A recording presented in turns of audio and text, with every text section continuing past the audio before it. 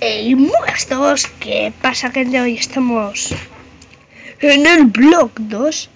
Y bueno, la verdad es que he comenzado a grabar y no sé qué coño hacer.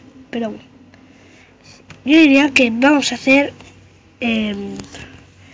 digamos, una cosa que os la voy a enseñar un momento. Es secreta. Aquí está. Y es no es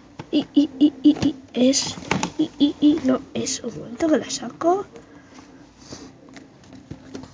Y sí, me han comprado nuevos juegos de la PlayStation 3.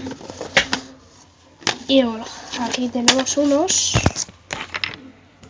Time Crisis, Racing Strong, el Sports Champions y el libro de los hechizos, que mola mucho. Te tienes que comprar el Wonderbook, que es tipo como un libro, pues que te salen ahí hechizos.